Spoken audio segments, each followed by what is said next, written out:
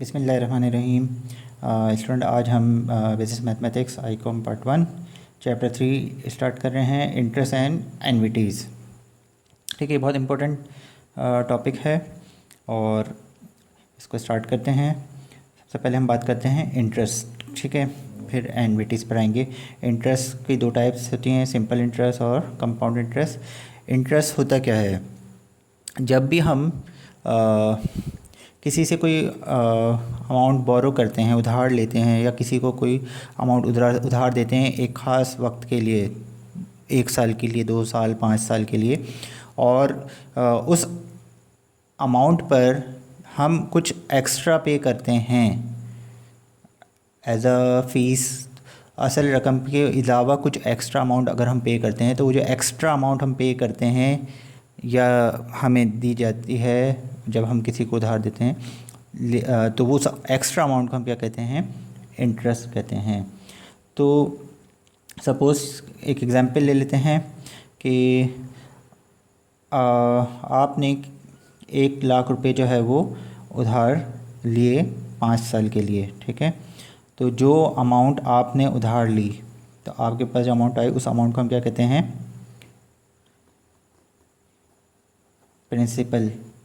Principal amount कहते हैं, ठीक है। इसको किससे रिप्रेजेंट करते हैं? हम इसको कहते हैं कैपिटल पी। और जो अमाउंट आपके पास आ गई, ये 1 लाख रुपए, ठीक है। अब ये अमाउंट आपने कितने साल के लिए ली? यहाँ पे हमने टाइम पीरियड ले लिया। टाइम पीरियड हो गया, इसको आप रिप्रेजेंट कर रहे हैं N, number of years. Time period या नंबर ऑफ़ ईयर्स, इसको टी से भी रिप्रेजेंट कर सकते हैं। 5 साल के लिए आपने ये रकम जो है वो किसी से उधार ली, ठीक है। अब इस रकम पे या इस अमाउंट पे हर साल आपने कुछ एक्स्ट्रा अगर आप पे कर रहे हैं, सही है। सपोज़ आप हर साल इस रकम पर, इस अमाउंट पर जो है वो 4,000 रुपये पे कर रहे हैं इस रकम के अलावा 5 साल तक, ₹4,000, ठीक है। तो ये जो एक्स्ट्रा अमाउंट है आपने जो पे की, 4,000 रुपये पर ईयर,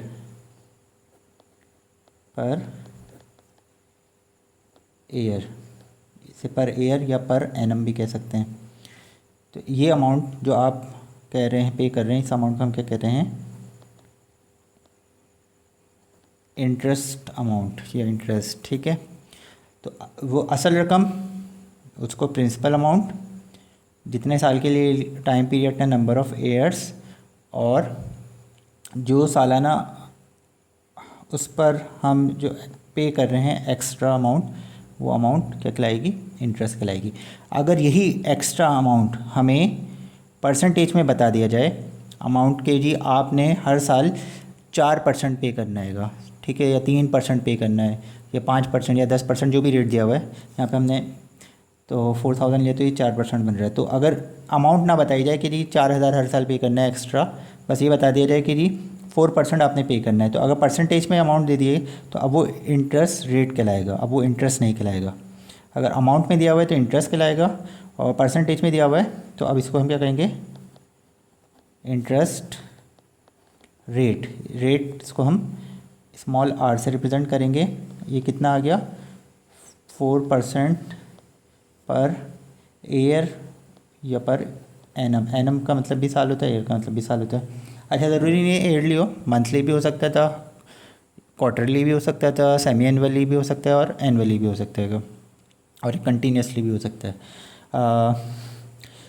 तो इंटरेस्ट रेट को स्मॉल आर से रिप्रेजेंट करते हैं, ठीक है। नंबर ऑफ़ ईयर्स को स्मॉल एन से रिप्रेजेंट करते हैं, प्रिंसिपल अमाउंट को पी से रिप्रेजेंट करते हैं, और इंटरेस्ट के अमाउंट को कैपिटल आई से रिप्रेजेंट करते हैं, ठीक है। अच्छा, अब यहाँ पर ज़रा देखें कि अब ये क्योंकि अब हर साल यहाँ पर अगर अब ये सिंपल इंटरेस्ट है या कंपाउंड इंटरेस्ट है, इंटरेस्ट आपको समझ में आ गया कि जी हर साल आपने 4,000 देना है। तो अभी कैसे पता लगेगा कि ये सिंपल इंटरेस्ट है या कंपाउंड इंटरेस्ट है? तो अब इसके लिए बड़ी सिंपल सी टेक्निक है कि अगर हर साल प्रिंसिपल अमाउंट पर ही जो आप इंटरेस्ट देंगे तो वो क्या कहलाएगा, सिंपल इंटरेस्ट। यानी कि अमाउंट फ़िक्स हो गई, आपकी इंटरेस्ट की अमाउंट फ़िक्स हो गई, यानी हर साल आप 1 लाख के ऊपर 4% दे रहे हैं तो आपका इंटरेस्ट भी फ़िक्स हो गया। यानी फ़िक्स अमाउंट ऑफ इंटरेस्ट अगर आप हर साल पे कर रहे हैं, हर साल 4% यानी 4,000 रुपये पे कर रहे हैं, पहले साल भी 4,000 पे करा, दूसरे साल भी, तीसरे साल भी, चौथे साल भी, पाँचवें साल भी, हर साल 4,000 रुपये फ़िक्स है, इसमें ना कमी आ रही है ना इजाफा आ रहा है। तो ये जो है ये सिंपल इंटरेस्ट हो जाएगा। लेकिन अगर हर साल इंटरेस्ट में इजाफा होता चले जाए, पहले साल 4,000 दिया, दूसरे साल 4,000 कुछ अमाउंट और हो गई, इसमें इजाफा हो 4,180, तीसरे साल 4,250, मतलब उसमें इजाफा हो रहेगा। वो किस तरीके से हो रहा है, वो परसेंटेज के हिसाब से वो जो होगा कंपाउंड होगा। वो कैसे होगा वो अब मैं इस एग्जाम्पल को सॉल्व कर रहा हूँ तो आपको फिर क्लियर हो जाएगा, ठीक है। तो अब इसी का अभी हम फार्मूला ले रहे हैं और पहले इसको मैं विदाउट फार्मूला मैनुअली सॉल्व करके बताता हूँ ताकि कॉन्सेप्ट क्लियर हो जाए। तो यहाँ पे हमने टाइम पीरियड लिया है कितने साल का, 5 साल का, ठीक है। एन यानी टाइम पीरियड हमने लिया है 5 साल, 1 साल, 2 साल, 3 साल, 4 साल, 5 साल। चलिए प्रिंसिपल अमाउंट हमारी कितनी है, प्रिंसिपल अमाउंट हमने कहा कि कौन सी अमाउंट, ये वो अमाउंट है जो कि हमने उधार ली, ये है 1 लाख रुपए, ठीक हो गया। अच्छा ये अमाउंट हमने जो है वो सालाना कितने इंटरेस्ट पे देना है, रेट ऑफ इंटरेस्ट हमारा कितना है 4% हर साल का, ठीक हो गया। तो हर साल का जो इंटरेस्ट है वो कितना बन रहा है हमारे पास, कैसे कैलकुलेट करेंगे, प्रिंसिपल अमाउंट 1 लाख, इसको कैलकुलेटर पे आप मल्टीप्लाई करें 4% से तो कितना आ जाएगा 4,000, यानी 1 lakh multiply by 4 divided by 100, calculator पे कर लें या 4 और परसेंटेज का अगर साइन आप कैलकुलेटर पे होता है लाजमी है उसको क्लिक करेंगे तो ये आ गया 4,000। पहले साल आपने जो इंटरेस्ट दिया वो 4,000 हो गया, ठीक है, ये कैपिटल आई से रिप्रेजेंट कर रहे हैं। अच्छा दूसरे साल भी अगर ये फ़िक्स रहता है, इसमें कोई इजाफा नहीं होता, तो ये इजाफा क्यों नहीं होगा, क्योंकि प्रिंसिपल हमारा सेम रहेगा। दूसरे साल भी हमने 1 लाख पे जो हमने उधार रकम ली थी, क्योंकि ये अभी हम ये रकम तो हम अभी नहीं दे रहे वापस ना, ये हम 5 साल बाद वापस करेंगे। तो 5 साल तक हम क्या कर रहे हैं, इस पर कुछ एक्स्ट्रा फ़ीस हम पे कर रहे हैं, उसको हम इंटरेस्ट करेंगे। 5 साल तक हम इस अमाउंट को यूज़ करने के लिए 4,000 रुपये जिससे हमने बोरो किया है उसको पे करते रहेंगे। तो दूसरे साल फिर हमने 4,000 पे कर दिए इसी 1 लाख पे प्रिंसिपल पे। तीसरे साल प्रिंसिपल हमारा फिर इस पे हमने तीसरे साल ये असल में कर रहे हैं, हम मल्टीप्लाई कर रहे हैं इसको, ठीक है, 1 lakh multiply by 4 divided by 100 calculator पे करेंगे तो ये आ जाएगा। और चौथे साल भी सेम 1 लाख पे 4%, 4,000 हो गया। और पाँचवें साल भी 1 लाख पे 4% देंगे और ये 4,000 हो जाएगा। तो 5 साल बाद हमें ये असल रकम 1 लाख भी वापस करनी है और पाँचवें साल का जो इंटरेस्ट होगा 4,000 का, पाँचवें साल जो वापस करेंगे 1,04,000 रुपये पूरे वापस करेंगे। यानी हर साल तक तो हम जो है वो सिर्फ 4,000 इंटरेस्ट पे करते रहेंगे। कि पाँचवें साल जो है वो हम क्या करेंगे, जो असल रकम ली थी हमने, क्योंकि 5 साल के लिए ली थी, तो पाँचवें साल जैसे ही ख़त्म होगा तो हमें असल रकम जो वापस ली थी, बोरो करी थी, उधार ली थी, ये भी वापस करनी पड़ेगी और पाँचवें साल का इंटरेस्ट भी पे करना पड़ेगा। तो अब अगर हम देखें टोटल 5 साल में हमने इंटरेस्ट जो है वो हमारा चेंज नहीं हुआ, हर साल अमाउंट जो थी वो फ़िक्स थी। तो अगर इंटरेस्ट की अमाउंट हर साल फ़िक्स रहे तो ये क्या कहलाएगा, सिंपल इंटरेस्ट। अच्छा तो अब 5वें साल 5 साल में हमने टोटल जो इंटरेस्ट पे किया 5 साल में वो कितना पे किया, 20,000 रुपये का टोटल इंटरेस्ट पे किया, 20,000, और जो प्रिंसिपल था 1 लाख पे वो भी हमने देना था। तो टोटल अमाउंट कितनी हो गई 5 साल में, तो टोटल अमाउंट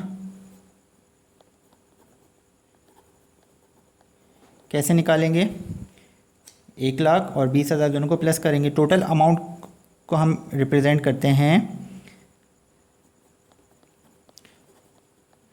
टोटल अमाउंट को हम रिप्रेजेंट करते हैं कैपिटल ए से। तो ये 5 वेरिएबल हमारे पास यूज़ हो गए यहाँ पे, ठीक है। पहला प्रिंसिपल अमाउंट, असल रकम जो हमने उधार ली या उधार दी या कहीं इन्वेस्ट की। दूसरा टाइम पीरियड, एंड तीसरा इंटरेस्ट की अमाउंट आई, चौथा इंटरेस्ट रेट स्मॉल आर, पांचवा टोटल अमाउंट ए। ये 5 वेरिएबल अभी तक हमने यूज़ किए। तो टोटल अमाउंट हम कैसे मालूम करेंगे? इसमें जो असल रकम थी प्रिंसिपल 1,00,000 रुपये वो, और जो इंटरेस्ट की अमाउंट थी 20,000 रुपये वो। तो 5 साल में जो टोटल हमारे पास से जाएगा 1,00,000 ये, और इंटरेस्ट 20,000 आया था, तो ये हो जाएगा 1,20,000 रुपये। ठीक हो गया, ये हमने टोटल दिया। अच्छा, अब अगर इसी फार्मूले से अगर सिर्फ इंटरेस्ट मालूम करें, तो अगर 1,20,000 टोटल है, 1,20,000 टोटल में से प्रिंसिपल की अमाउंट 1,00,000 थी, वो माइनस कर दें, तो इंटरेस्ट का फार्मूला बन गया। ठीक है, इंटरेस्ट का फार्मूला क्या बन गया? ए माइनस पी। अगर आपको सवाल में ए भी बता दिया, टोटल 5 साल में 1,20,000 रुपये दिए, और जो अमाउंट उधार ली थी वो कितनी ली थी? 1,00,000 रुपये। तो इंटरेस्ट मालूम करना है, तो आप डायरेक्ट ऐसे मालूम कर लें कि भाई 1,20,000 टोटल अमाउंट थी, और 1,00,000 रुपये जो है वो हमने उधार लिया, 1,20,000 रुपये वापस करा, तो इंटरेस्ट जो आ गया वो कितना आ गया? 20,000 रुपये।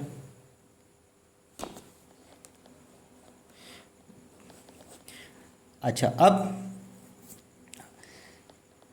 ये तो मैंने मैन्युअली कर दिया, ठीक है, लेकिन इसको सिंपल इंटरेस्ट को अगर हमें डायरेक्ट मालूम करना हो, इतना एग्ज़ाम में टाइम नहीं, इतना लंबा चौड़ा प्रोसेस करने का, ये तो सिर्फ मैंने कॉन्सेप्ट करना है। ठीक है, सिर्फ समझाया है। क्यों समझाया है? क्योंकि अभी इसके बाद जब कंपाउंड इंटरेस्ट का भी चार्ट ऐसे ही बनाऊंगा, तो फिर आपको फ़र्क समझ में आ जाएगा कि सिंपल इंटरेस्ट और कंपाउंड इंटरेस्ट में फ़र्क क्या होता है। ठीक है, लेकिन अगर सिंपल इंटरेस्ट को हमने डायरेक्ट फार्मूले से मालूम करना है, तो फिर हम क्या फार्मूला यूज़ करेंगे? तो उसके लिए हम डायरेक्ट फार्मूला देखते हैं कि डायरेक्ट फार्मूला क्या है।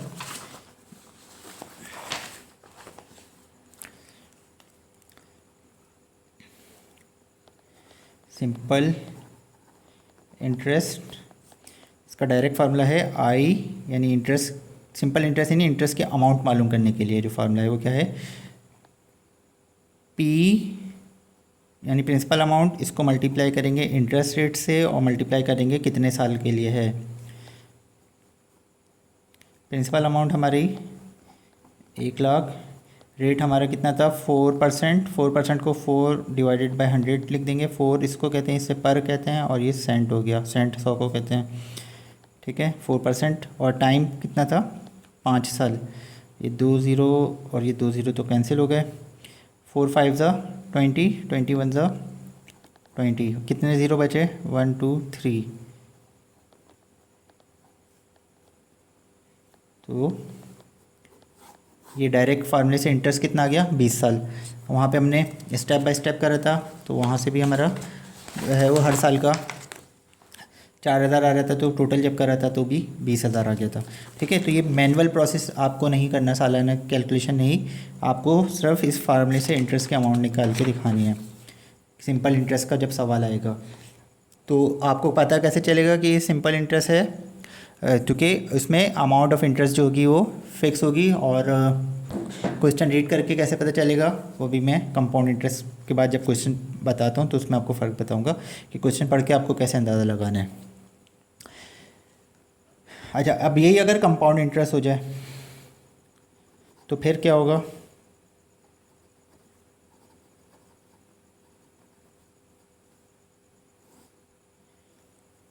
ठीक है, सेम एग्जाम्पल हम कंपाउंड इंटरेस्ट पर अप्लाई करते हैं। 5 साल के लिए हमने कर्ज लिया है, 1 2 3 4 5, कितना लिया है? वही 1,00,000 रुपये। रेट कितना है हमारा? 4%, और इंटरेस्ट पहले साल तो सेम ही रहेगा। 1,00,000 पे 4% जब हम लेंगे तो वही 1,00,000 मल्टीप्लाई बाय 4 डिवाइडेड बाय 100, तो आ जाएगा 4,000। अच्छा, अब कंपाउंड और सिंपल में फ़र्क कहाँ से शुरू होता है? फर्स्ट अमाउंट के, फर्स्ट इंटरेस्ट के अमाउंट के बाद। तो सिंपल इंटरेस्ट में क्या हुआ था कि हमने पहले साल 4,000 रुपये पे कर दिए, अब दूसरे साल फिर 1,00,000 रुपये पे, फिर दोबारा 4% दिया, फिर 4,000 बना, फिर दूसरे साल हमने 4,000 रुपये दे दिए, तीसरे साल फिर वो जो असल रकम हम पर कर्ज थी 1,00,000 रुपये, उस पर फिर 4,000 दे दिए। तो यहाँ पे क्या हो रहा है कि हर साल हम 4,000 इंटरेस्ट जो है वो पे करते हैं, इंटरेस्ट हमारा फिक्स रहता है। जबकि यहाँ पर कंपाउंड में ऐसा नहीं होता। कंपाउंड में क्या होता है कि पहले साल जो हमने 4,000 इंटरेस्ट बना ये पे नहीं करते, ये प्रिंसिपल में ही ऐड हो जाता है 1,04,000। तो अब ये भी हमने प्रिंसिपल में ऐड कर दिया, यानी ये पहले साल का इंटरेस्ट अब प्रिंसिपल में ऐड हो गया दूसरे साल के पहले साल के। तो अब दूसरे साल जो है वो हमें देना तो 4% ही है, लेकिन अब सिर्फ 1,00,000 पर नहीं देना, पहले साल के प्रिंसिपल और इंटरेस्ट को मिलाकर जो टोटल अमाउंट आएगी अब दूसरे साल इस अमाउंट का 4% देना है। तो अब आप जब कैलकुलेटर पे कैलकुलेट करें 104 मल्टीप्लाई 1,04,000 मल्टीप्लाई बाय 4%, ठीक है। मैं कैलकुलेटर पे ऐसे कर लेता हूँ, आप भी इसको सॉल्व कर लें। ये हो जाएगा 1,04,000 मल्टीप्लाई बाय 4 डिवाइडेड बाय 100, ठीक है। ये नज़र आए तो आपको इक्वल टू दबाएंगे तो अमाउंट आ गई 4,160। एक अमाउंट मैंने बता दी, बाकी सारी अमाउंट भी इसी तरीके से कैलकुलेट करनी है। 4,160, ठीक है। अब जब तीसरे साल हम पे करेंगे तो ये भी जो है वो 4,160 हम पे नहीं कर रहे, बल्कि इसको भी प्रिंसिपल पे ऐड कर लेंगे। तो 1,04,000 में ये अमाउंट और ऐड हो जाएगी, तो ये हो जाएगा 1,08,160। और तीसरे साल अब देना तो 4% लेकिन अब 1,00,000 पे नहीं, अब 1,08,160 का 4% देना है। तो ये अमाउंट जब हम कैलकुलेटर से सॉल्व करेंगे तो ये अमाउंट हमारी बन जाएगी 1,08,160 मल्टीप्लाई बाय 4 डिवाइडेड बाय 100। तो ये आप जब कैलकुलेटर पे करेंगे तो ये अमाउंट हमारी आ जाएगी 4,326, ठीक है। अब जब 4th ईयर हम पे करेंगे तो क्या होगा, तो ये क्या हो रहा है, इसे हम कह रहे हैं इंटरेस्ट कंपाउंड हो रहा है, यानी इंटरेस्ट बढ़ता चला जा रहा है, फिक्स नहीं है। ये फ़र्क है सिंपल इंटरेस्ट में और कंपाउंड इंटरेस्ट में। यहाँ पर क्या था, इंटरेस्ट फिक्स था, हर साल एक फ़िक्स अमाउंट थी, जबकि यहाँ पे इंटरेस्ट फिक्स नहीं है। हर साल इंटरेस्ट में क्या हो रहा है, इजाफा होता जा रहा है, इंटरेस्ट कंपाउंड होता जा रहा है, यानी बढ़ता चला जा रहेगा।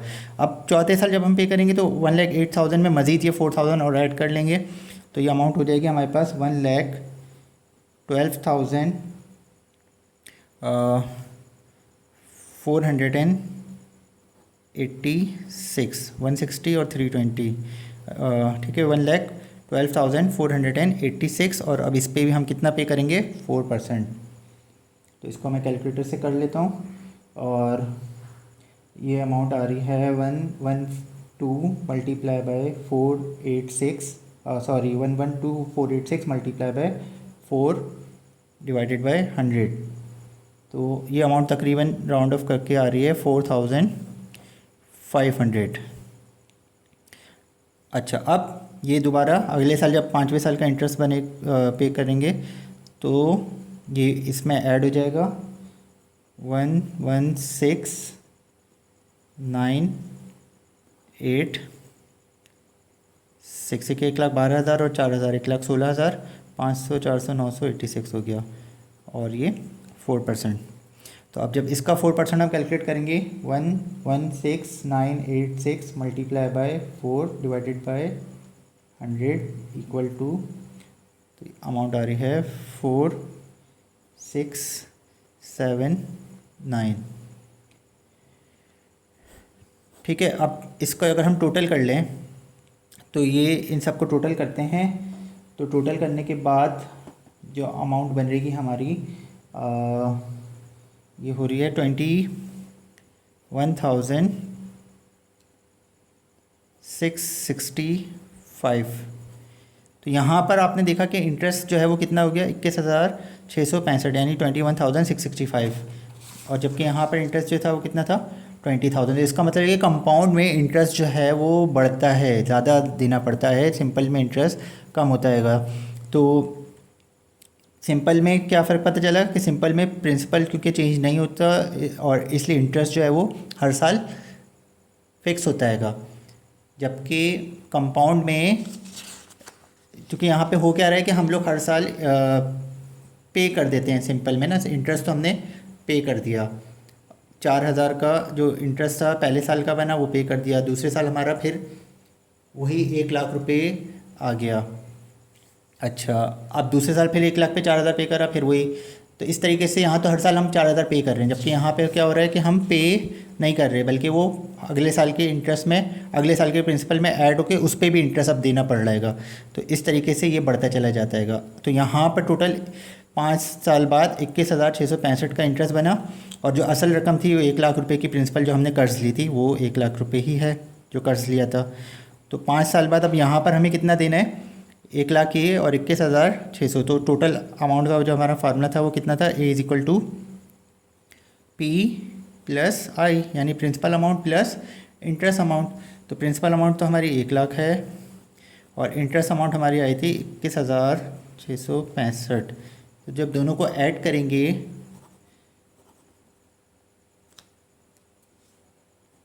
1,21,665 ये हमारी। तो ये फ़र्क समझ में आ गया होगा आपको इंटरेस्ट, सिंपल इंटरेस्ट में और कंपाउंड इंटरेस्ट में, कि सिंपल इंटरेस्ट में इंटरेस्ट की अमाउंट हर साल फिक्स होती हैगी, और क्योंकि उसमें हम प्रिंसिपल जो है वो हर साल इंटरेस्ट पे करते हैं और प्रिंसिपल में इजाफा नहीं होता, जबकि कंपाउंड में होता है कि हर साल का इंटरेस्ट जो होता है वो प्रिंसिपल में ऐड होता चला जाता हैगा और वो देते नहीं है। तो अब यहाँ पे हम आखिर में एक साल 1,21,665 जो है वो पे कर रहे हैं, ठीक है ना। तो इस तरीके से ये कंपाउंड में अमाउंट हमारी जो है वो डबल हो जाती है, बढ़ती चली जाती हैगी, ठीक है। अब इसको भी अगर हम इस अमाउंट को डायरेक्ट फार्मूले से करें तो कैसे करेंगे। डायरेक्ट फार्मूला इसका क्या होता है, कंपाउंड के लिए ना, सिंपल के लिए तो आपने पीछे देख लिया, कंपाउंड के लिए अगर टोटल अमाउंट अगर डायरेक्ट मालूम करनी है तो यहाँ पे हम चले जाते हैं और नेक्स्ट पेज पे आते हैं। A = P1 + I whole power n, ठीक है। अच्छा, I भी लिख सकते हैं और स्मॉल r जो रेट था हमारा, हमने क्योंकि स्मॉल r से रिप्रेजेंट किया है तो यहाँ पे r। ये हमारी टोटल अमाउंट है, प्रिंसिपल अमाउंट हमारी 1,00,000 थी, रेट हमारा 4% था और टाइम हमारा 5 साल। तो यहाँ पे टाइम पीरियड जो था वो पावर में आ जाएगा कंपाउंड के फार्मूले में। सिंपल के फार्मूले में सिंपल था, उसमें पावर नहीं थी, मल्टीप्लाई हो रहा था, कंपाउंड में पावर बन जाती। तो ये हो जाएगा 1,00,000, 1 + 4% का मतलब हो गया 0.04, यानी 4 को 100 से जब डिवाइड करेंगे कैलकुलेटर पे, होल पावर 5, 1,00,000 1 प्लस करेंगे तो 1.04 की होल पावर 5। अब करना क्या है कि पहले आपने 1.04 की पावर 5 लेनी है कैलकुलेटर पे और फिर उसको 1,00,000 से मल्टीप्लाई करना है। ऐसा नहीं कि पहले मल्टीप्लाई करके फिर पावर, तो गलत हो जाएगा। पहले पावर सॉल्व करनी है, इसको पहले इससे मल्टीप्लाई पावर लेंगे 5 टाइम्स, फिर जो आंसर आएगा उस आंसर को हम मल्टीप्लाई करेंगे 1,00,000 से, ठीक है। तो ये मैं दिखा देता हूँ करके, 1.04 टू दी पावर 5, 1.04 की पावर हमने 5 ले ली, इक्वल टू हम करेंगे जो भी आंसर आ गया। अब इस आंसर को हम मल्टीप्लाई कर देंगे प्रिंसिपल अमाउंट से, 1,00,000 से, तो ये हो जाएगा 1,21,665।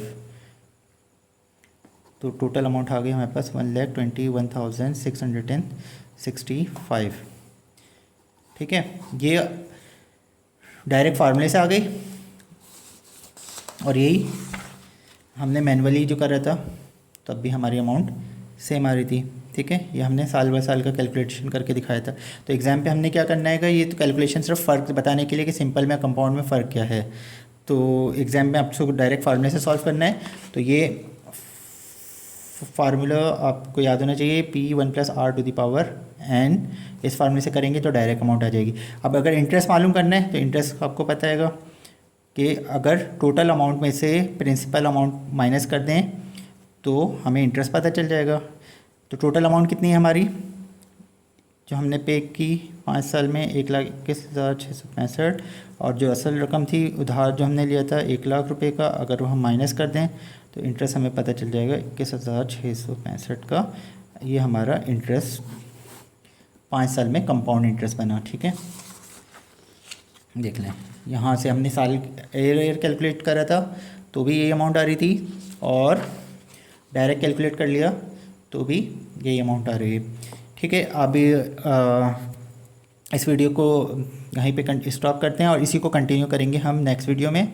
और अब इसी एग्जाम्पल्स को आगे लेते हैं और अब इसमें नेक्स्ट वीडियो में हम जो है वो एनवीटी क्या होती है वो समझेंगे। ठीक है, कोई कॉन्सेप्ट जब समझ में आ जाए तो फिर सॉल्व करना आसान हो जाता है। तो यहाँ पे आपको कॉन्सेप्ट समझ में आ गया होगा, लेकिन अब फार्मूला से अप्लाई करने से आपको पता होगा कि जी क्या काम किया जा रहेगा। ठीक है ना, तो अब इसी तरीके से एनवीटी का कॉन्सेप्ट बहुत इंपॉर्टेंट है।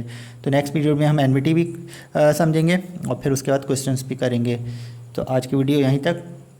वीडियो पसंद आए तो लाइक करें और फ्रेंड्स के साथ शेयर करें ताकि दूसरे फ्रेंड्स भी इससे बेनिफिट आपके ले सकें, और चैनल को सब्सक्राइब भी करें।